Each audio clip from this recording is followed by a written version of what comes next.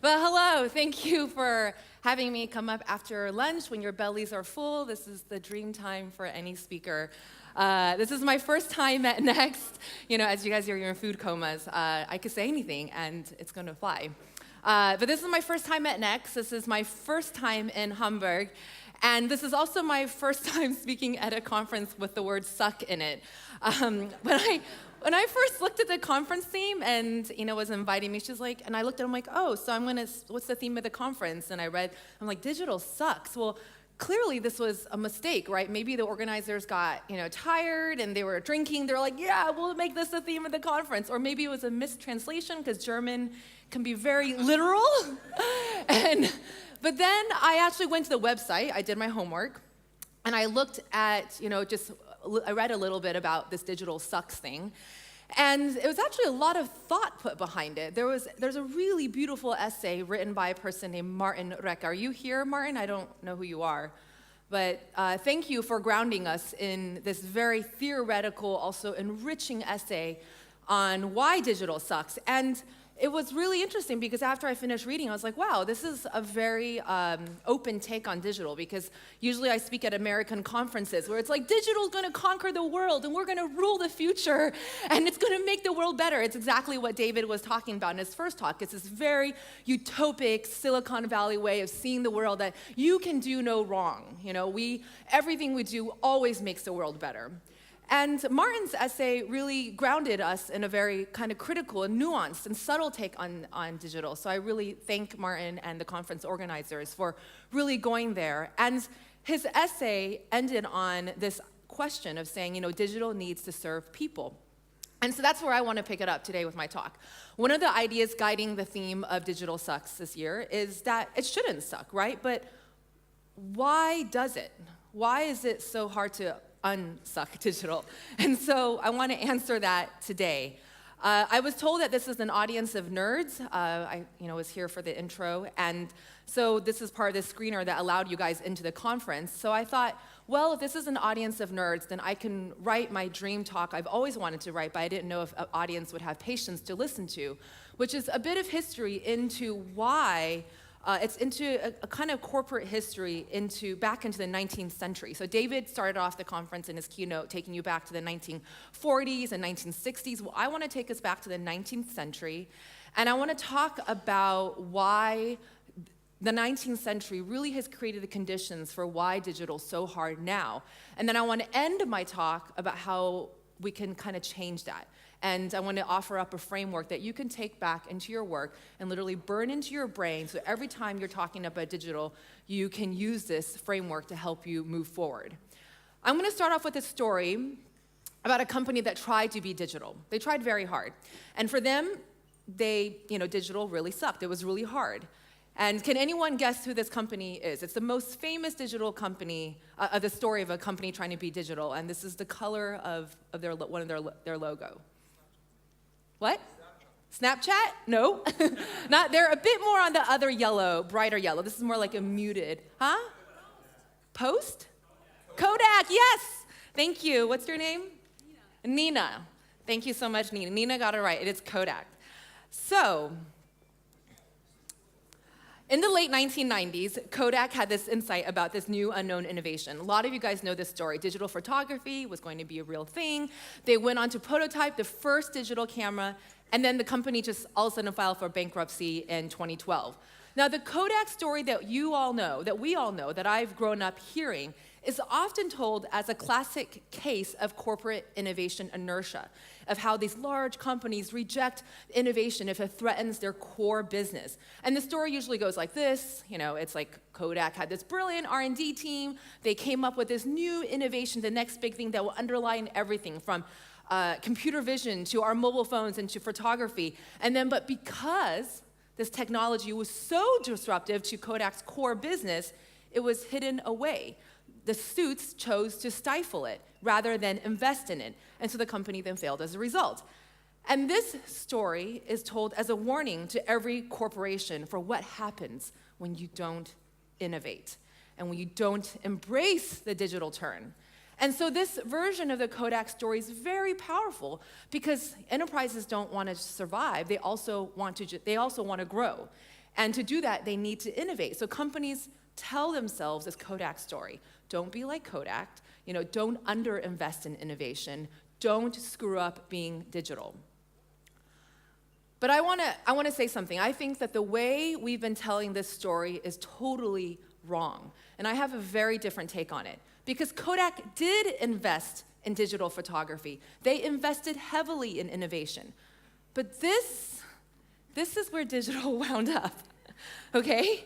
When the decision makers at Kodak discovered digital from the R&D team, they said, let's use it as a way to enhance our existing interface of our kiosks. They told their engineers and designers to really answer a very downstream, company-centric question, which is how do we use digital to increase the efficiency of our existing product in brick-and-mortar stores, in our retail stores? That's the question they asked. They didn't try to build around an upstream question that would be much more meaningful, much more consumer-centric, such as like, oh, what does digital photography even mean? What does digital interaction even look like? Is the future of shopping even brick and mortar? Or even something more profoundly human, which is how will people interact with memories? Right? And so it's not like they were asking the wrong question, because I'm not saying this is a bad question. This is an important question to ask, downstream optimization questions. But it's just as equally important to ask the upstream customer-centric questions that speaks much more to the human experience. Instead, what Kodak did was they asked that downstream question, and they took this wonderful insight about innovation that the R&D team had, that they had created, and they repackaged it into their existing business funnel. And somewhere along the line of this decision-making pipeline, things got shoehorned into a footnote of a footnote of a footnote after presentation after presentation. And I know you've all sat in these presentations before, where it's just these long PowerPoint presentations, and the insight never had a chance to make impact. Kodak had discovered something genuinely new, but when they tried to bring it to the market, the decision-making model had no way to account for it. No way. They just did more of the same thing.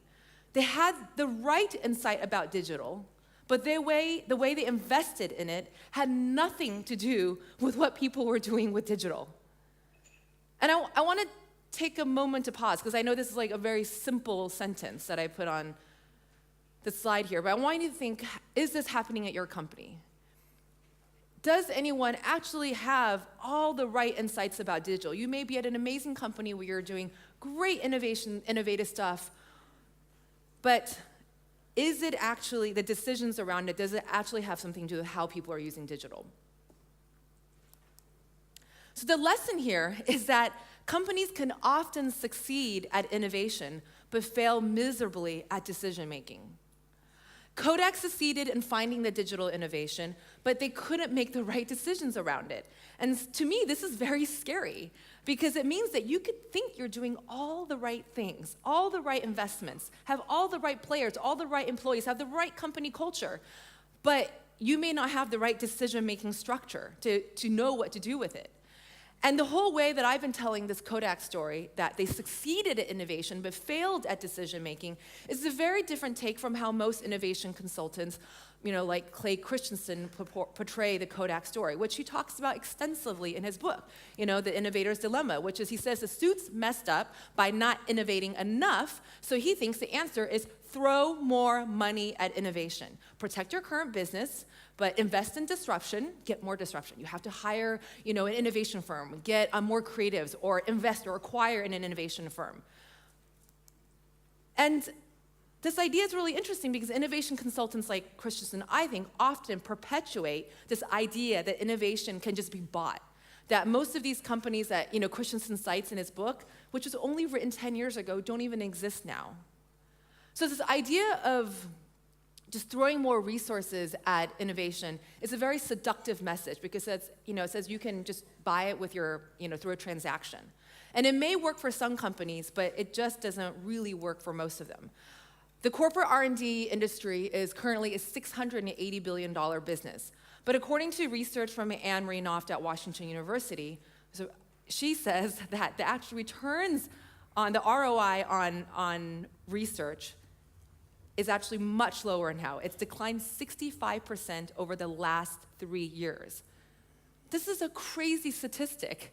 So this means that no matter how much we're pouring into innovation, it's not adding up and it's not delivering. How much of your money in your company is part of this 65% decline? And now design is supposedly the latest savior of innovation, right? There's a sizable design innovation industry telling enterprises that they're offering something different from the traditional management consultants. So they're going to offer design thinking to save their company. But the basic structure and relationship is really no different from traditional management consulting. Since the very discipline of design was first introduced to enterprise, from the consultancies like IDEO to Frog, and now thousands of other digital design agencies have been founded on the premise that innovation can be stapled onto an organization. And it can be sometimes, but it can only get you so far.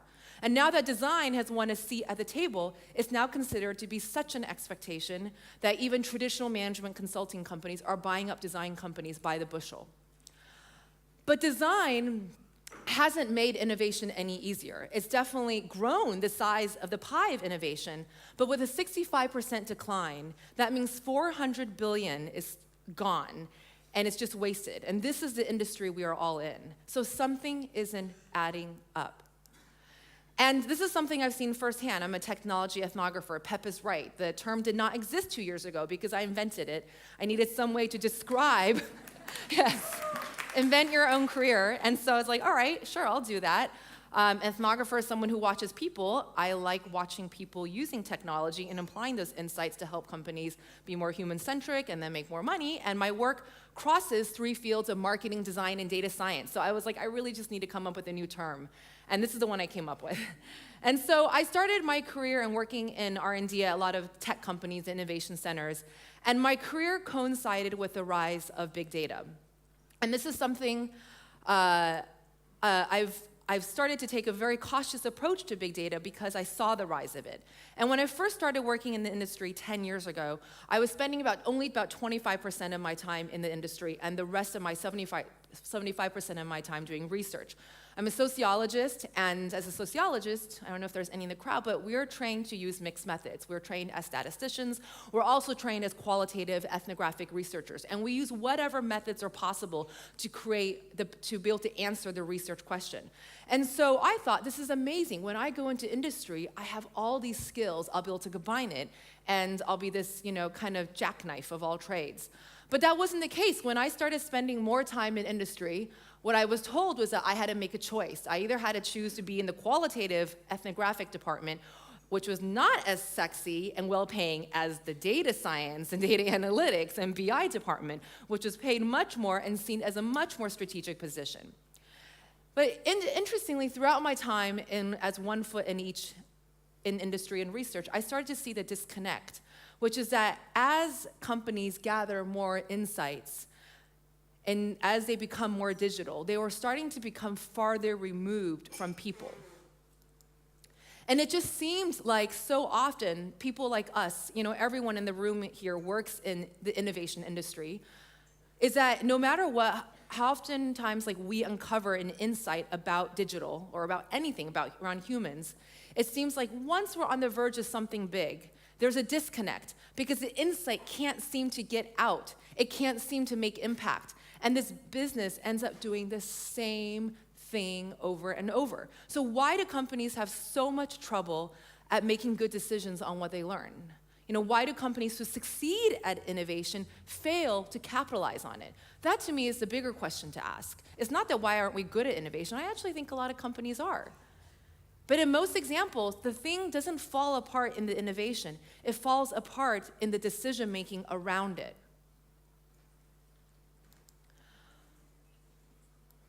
The insight loses fidelity as it travels up the alignment journey. So like a game of telephone, this truly new insight or idea gets distorted through each step of the hierarchy as people try to tack it on to what the business is already doing, onto another PowerPoint and onto another PowerPoint. And so by the time the insight already makes it up to the decision makers, somehow it just seems less powerful, less transformative. And when it's time to make a decision, people who produced or even experienced the insight usually are not even in the room. How can that be? How can we not be in the room when the decisions are being made around the things that we're discovering? So that's how Kodak ended up with kiosks and not iPhones. But how did things get this way? So why are companies so bad at making decisions to account for new things? Why is it so easy for them to default to what they already know?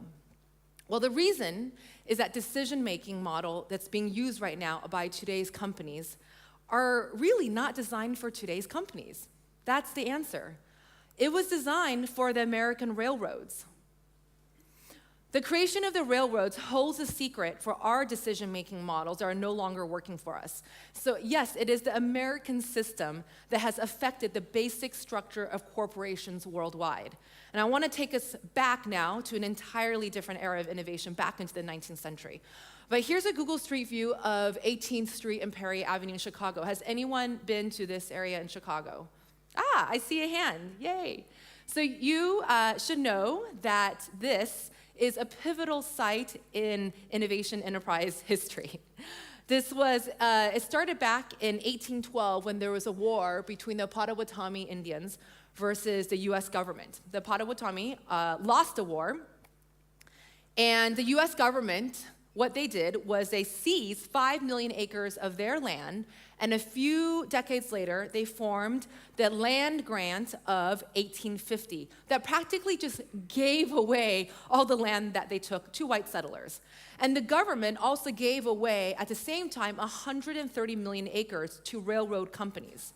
So the Illinois Central, for example, was one of the many railroads founded from this land grab.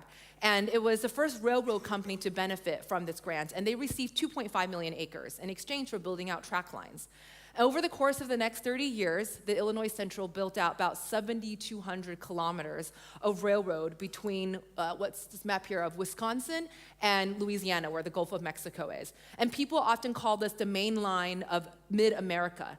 And this required, to build this many kind of tracks in a time where there was no communication, no internet, no telephones, it really required a new kind of business operation. So as you can see, the railroads in America were very geographically distributed, and it was really capital intensive. And so this is about, even building this, they didn't have telegraphs.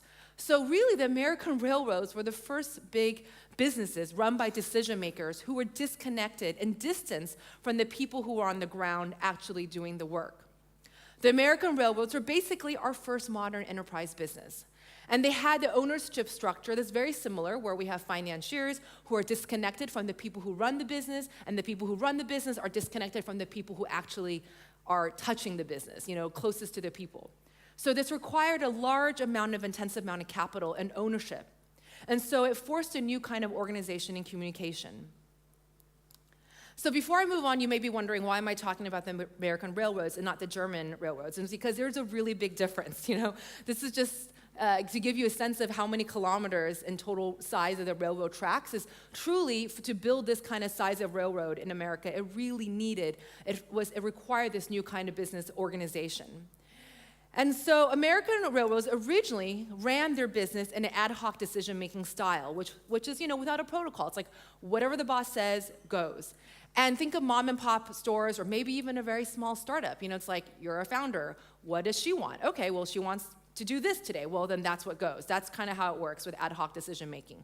So for example, in the early days at Illinois Central, here's a map of the company in the beginning. A local station manager would be like, oh yeah, today I want to raise the ticket prices, so the ticket prices go up. Or tomorrow they want to go down. I can decide they go down. These decisions weren't optimized, but they worked because the Illinois Central was really the only game in town. And this was distributed decision making, the management style, this ad hoc distributed style that really governed the railroads for the first 30 years. And what it means is that the person closest to the people, because the railroad manager understood what people were willing to pay for. They're like, oh, you don't have a lot of money, today, I can lower the price for you today, right? It wasn't standardized, but it worked, and it created a relationship with the customer. But in this case, the manager of LaSalle Station could do what they wanted. But this was the Gilded Age, and there was a lot of money, and competition started coming in, and multiple lines were coming. And so by 1888, the Illinois Central was bleeding money. And so this is Stuyvesant Fish. He is the president of the Illinois Central. And because there was all this new competition and his company was going bankrupt, and he was, really responsible for this, he was like, I've got to do something. So he called his general auditor, and this is a really fascinating thing when I was reading through the books. I mean, it was so nerdy and geeky as I was reading over railroad history, but it was crazy that he literally had to make a call to his general auditor and say, look, I want more standardized data. Like, that was the request. And this is like a really big deal in data science history. He was like, look, I want a report that shows the cost of moving one freight per mile. And Wellings was like, no one has ever asked me to do that before. He's like, what kind of crazy request is that? So this thing that we do every day that is so mundane in our businesses, someone actually had to be the first person to do it. And this is actually recorded in history. So here's an example of the data that Welling shared, a graph showing change over time. And eventually Welling's, the auditor, increased his data supply from monthly to weekly, and later on, he was promoted to the comptroller. And you could say he was really the railroad's first data scientist. So this marked a transition of something big in corporate enterprise history. It marked a transition from distributed ad hoc decision-making to hierarchical decision-making. Because it meant someone on the top had to ask someone next to gather the data, to send it up so that the someone on top could make decisions and send it down. And this whole transition to hierarchical decision-making happened because of the railroad's enterprise structure. Because Fish and Wellings were reacting to two really big pressures. The first, it was geographic. It was like decision makers just lived really, really far away from the stations. Here's a map of the station just in Illinois, and President Fish, he was like, I'm not gonna live in backwards Illinois. I'm gonna stay in New York where it's fun. So he lived in New York, and that's really far from Illinois. So he's like, how am I gonna get information every day? So how does Fish, he can't physically get to these stations, right? Which leads us to the second gap, which is there was a lack of direct personal experience because he couldn't be there in person. This is an organizational chart from the New York Erie Railroad, which is structurally emblematic of all modern enterprises. And it's actually the first org chart. If you Google the first org chart, it actually comes from the American Railroads, from Erie, New York Erie Railroad Company. And as you can see here, there's a lot of layers between here's where the president sits, and then layers and layers between the actual people who are on the ground at the stations. And the people, on the ground really knew a lot. But to solve the problem of geography and the lack of personal experience, the railroads created this thing called upward reporting. So that thing that you do every day where you're working on PowerPoints and you make presentations? Someone had to create that. It was invented, this thing, and it was invented in America. So you can blame Americans and the railroads for all of these reports you have to make. And the upward report consisted of data compiled by somebody on the ground who was very close to what was happening. And this person had to compile the data to be sent all the way to the people who were in charge of the business back in New York. So here's a really great example of how the first PowerPoint looked. Okay, which is fascinating. Here we go. This is the first prototype. Here's the report template, okay? You can see here, this is a really amazing example of how it changed where it says remarks, right? And you're supposed to just write in your remarks for that day for the line, like, what happened? Did somebody fall or blah, blah, blah, like whatever your observations are. But then someone was like, you know what? We can iterate on this and we're gonna make it even better. So then on your right-hand side, there's a new version of this report, and you see how the remarks is broken up into 4 columns. So no longer are railroad managers expected to ask for qualitative input. They're being asked to do check marks and clicks. Does this feel familiar to you at all? At all, when you're filling out, an HR report or applying for a job or getting health insurance? This transition had to be made by someone, right? It's the modern PowerPoint. And this thing that is so mundane that we do every day had to be invented, and then it had to be systematized. So this upward report is one of the defining features of hierarchical decision-making. In hierarchical management, the people with the least direct contact with product and consumers, they often are the ones making the decisions that exclude the people with the most direct contact. And it's done through these upward reports. So since this period, we have actually been operating on this notion that making a decision with a report, with some check marks or, more advanced data, is just as good, if not better, than direct personal experience. This was a major shift that happened from distributed ad hoc decision-making to hierarchical decision-making. And this idea is that if you have a report, it's actually more valued than knowledge. And the development spread, and the spread of upward reporting spread through the railroad industry, and it led to the codification of 3 data principles that should feel very familiar to all of us in this room. The first was just prioritizing number over words, because instead of giving, qualitative remarks, why not just put in check marks or a scale, like Likert scales then. Before then, reports were long narratives. The second principle was daily reporting. Fish was like, I, don't want reports just once a month, I want it weekly, and then it changed to daily. And railroads really changed that because they had a timetable of, they had daily trains. And the third was summarizing data to influence the decision makers. Railroad scientists like Welling, they weren't just pioneering new data methods, they were also pioneering new ways to influence non-data literate people.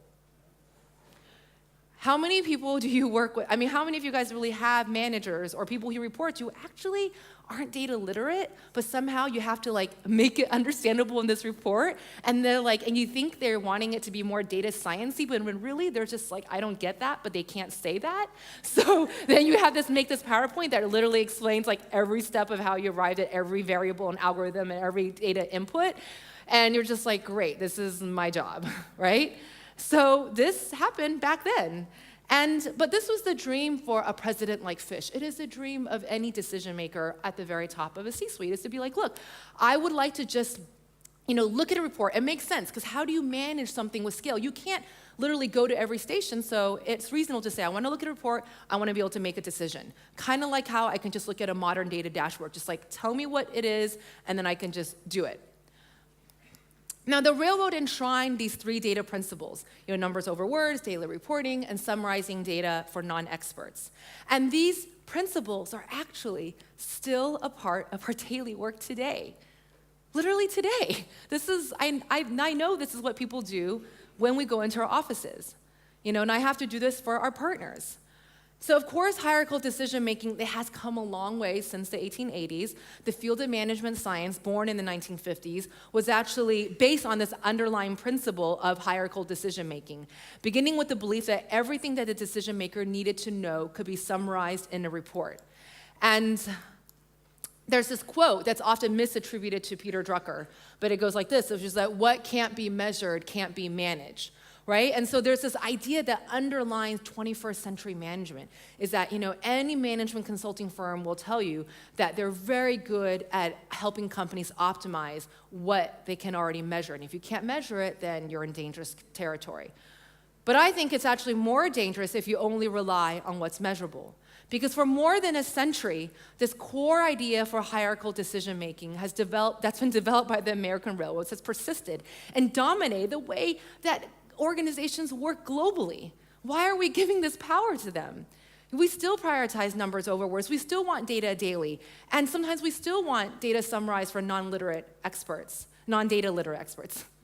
So for more than a century, this is how it's been. And all of these things are really great for railroads, where there was pre-existing tracks. The railroads were operating in a stable set of knowns. So it actually worked for back then. And they didn't have to, all they had to think about, if you're a railroad company, is, ticket prices, weight and mileage. And they only had one customer. Who was that customer? A free, white, male citizen. So there's not a lot to think about. For the most part, if white women traveled alone, it was very rare. And on top of that, railroad companies had this comfort of operating on government land monopolies, which is, this is literally the most, I would say, fixed system that any business could operate in. It's the safest system. But no business model can remain closed forever. When this unknown thing of automobiles entered into the picture, the decision-making processes of railroads actually couldn't accommodate this new innovation. Hierarchical decision-making is really great when you're operating in a world of knowns, but it's actually really ill-suited for any kind of change. And that's why companies are struggling today with going digital, because we're using this system from the railroads, more or less, in this new world where we have all these unknowns. So why are we still making decisions as if we're an American railroad?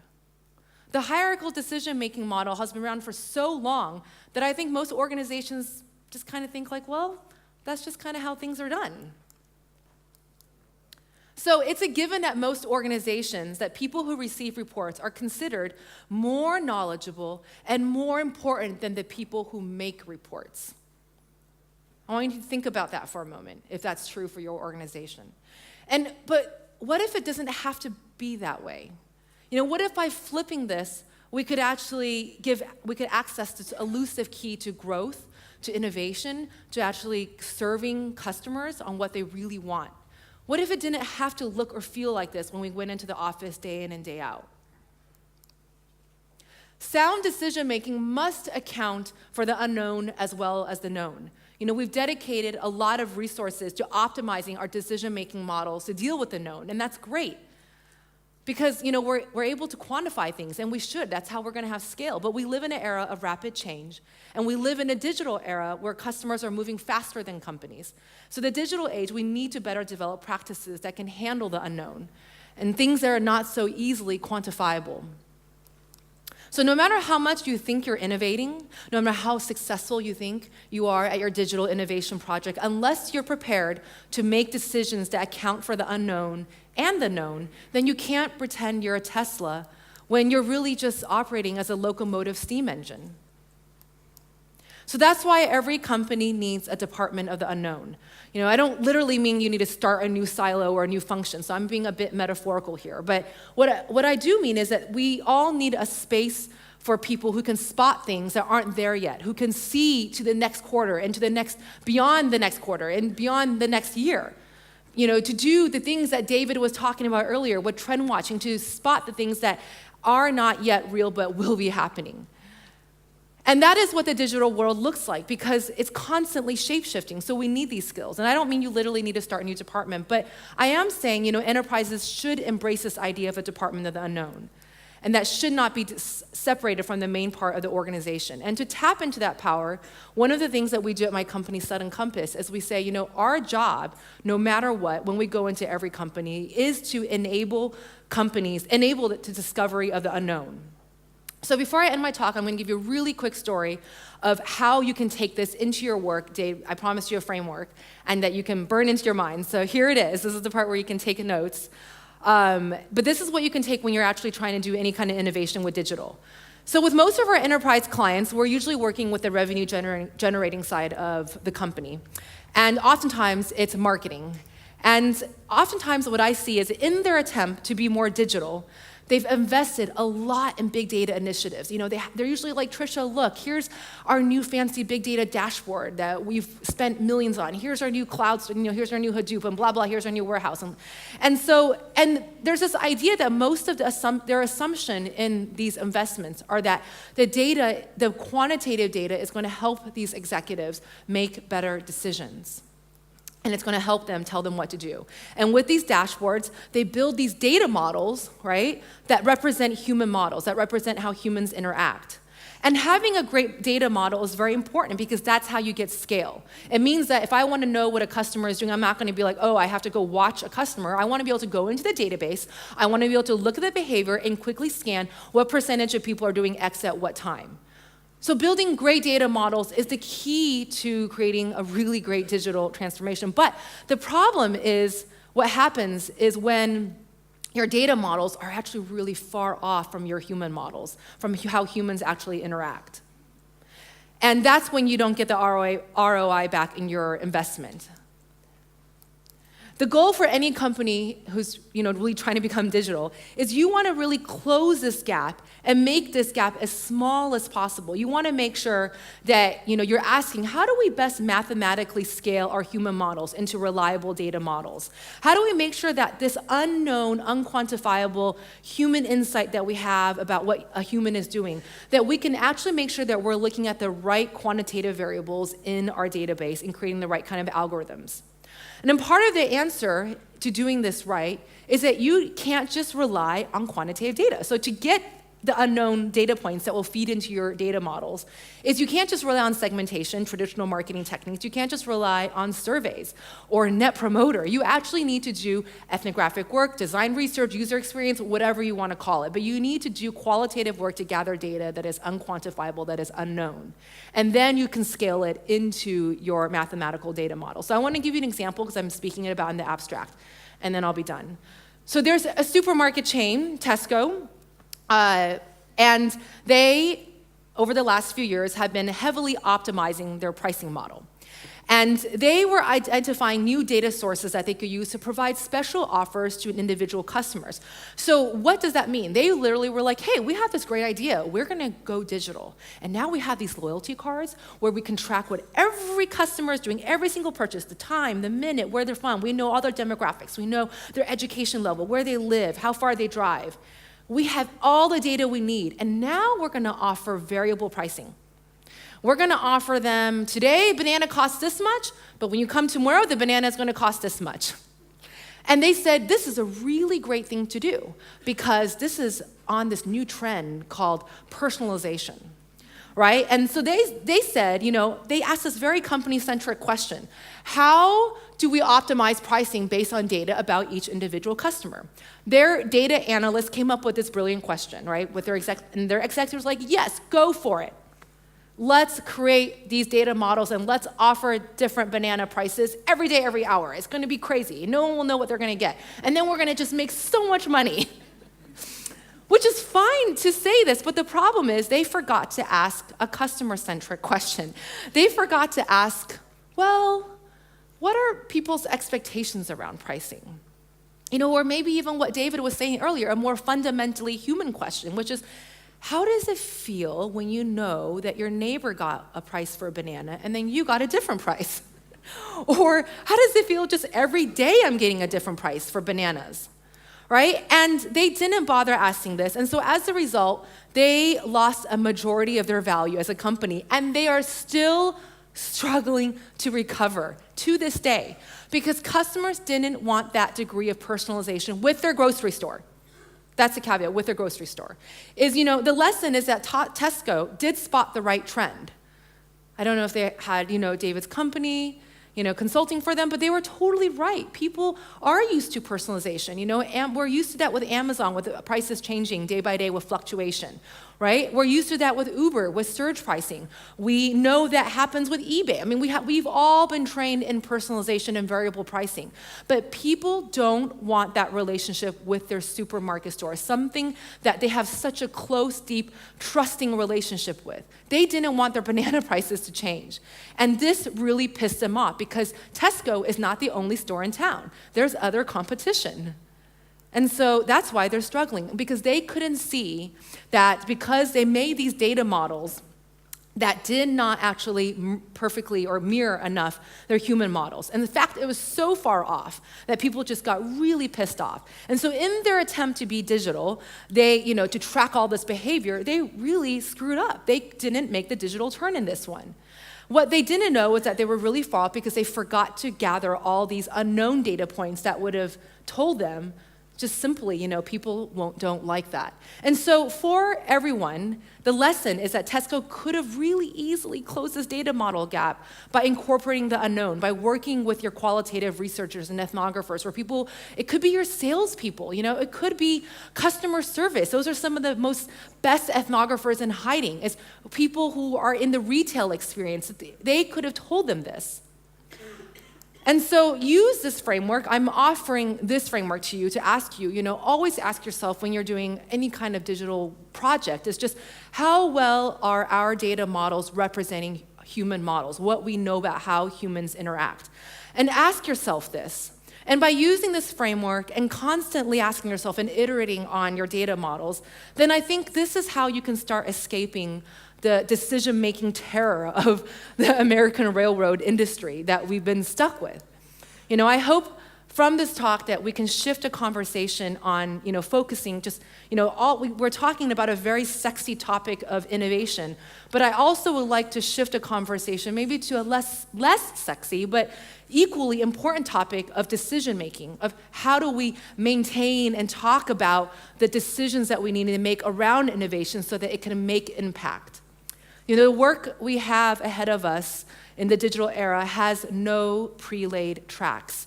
So we're moving into the wilderness. So we really have no choice but to get this right. Thank you so much for listening. Tricia Wang. But